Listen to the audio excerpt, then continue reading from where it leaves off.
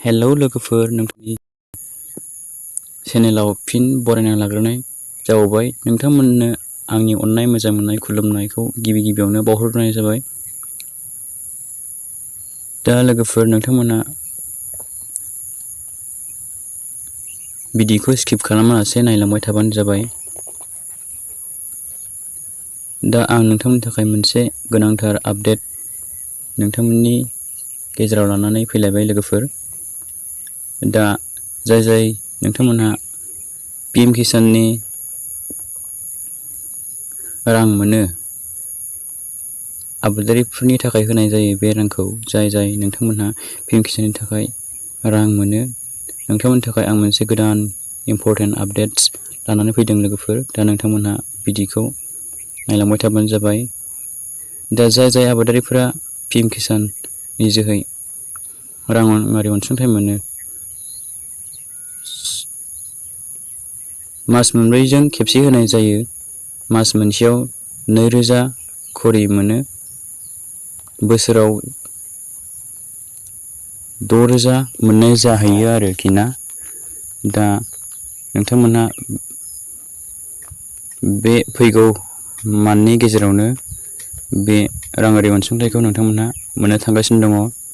जोंहा नैबेवहाय होनाय दं, जोंहा प्राइम मिनिस्टारा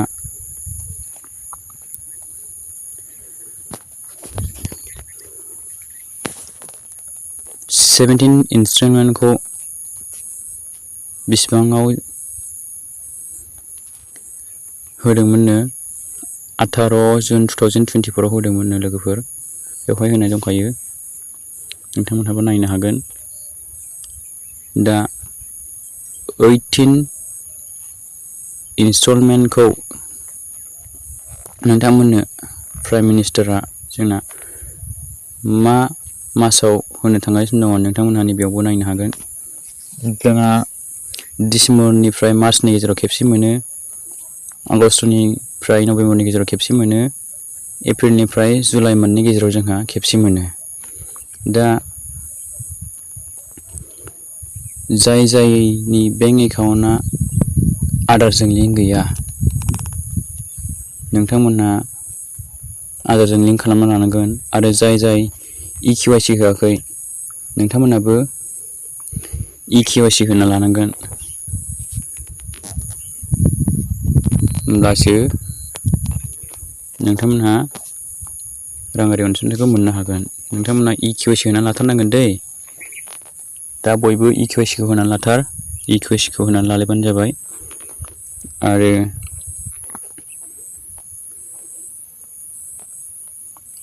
जायहा राङारि अनसुंथाइ PM किसाननि इन्स्ट्रुमेन्टफोरा थाबथानानै दङ, सिगांनिफ्रायनो थाबथाबोनानै दङ, नोंथांमोनहा एबारावहाय खेबसेनो 10,000 20,000बो मोनहैनो हागौ। दा बेनिखायनो नोंथांमोनहा जायना पेन्डिं जानानै दङ, नोंथांमोनहा हानि डकुमेन्ट्सफोरखौ लानानै अफिसावहाय साबमिट खालामहैनांगोन। अफिसावहाय हैनांगोन, अब्लानो नोंथांमोनहा पेन्डिं जाना थानाय फैसाखौ खेबसेनो ज' मोननो हागोन आरो। दा आं नोंथांमोननो बेखौनो मिथिहोहरनो सानदों जे दा जोंहा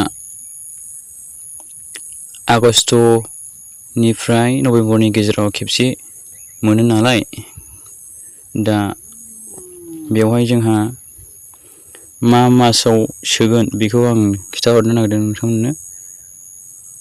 दा नोंथांमोनहा नायलांबाय थाबानो जाबाय। दा नै PM किसान 18 instalment date 2024 beneficiary status pmkisan.gov.in होननाय लिरनानै दं। बेवहाय दा नायलांदो, ओरै स्क्रल डाउन खालामनानै नायनो हागोन।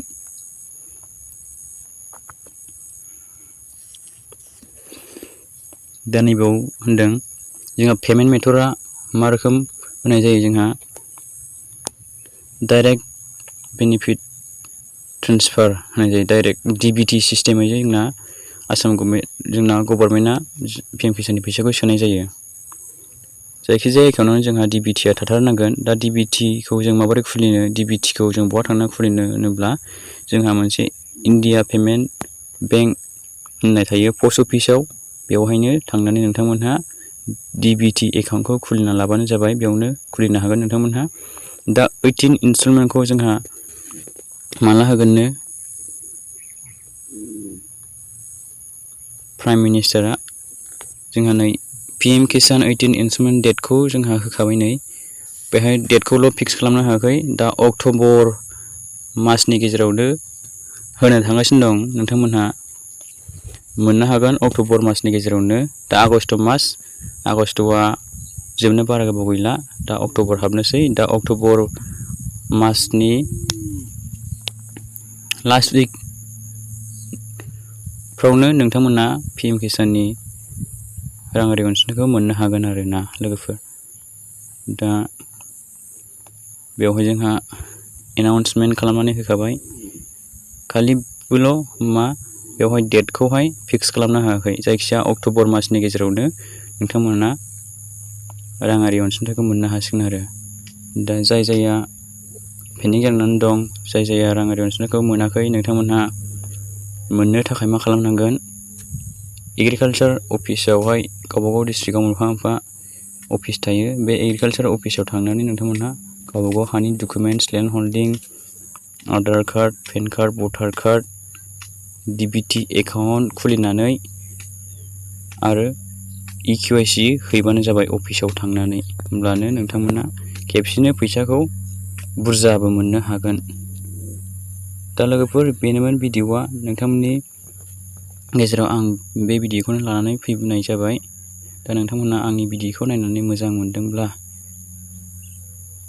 आंनि चेनेलखौ साबस्क्राइब खालामनानै गालांदो, जाहाथे बेबायदिनो गोदान आपडेट्स नोंथांमोनहा मोनबाय थानो हायो।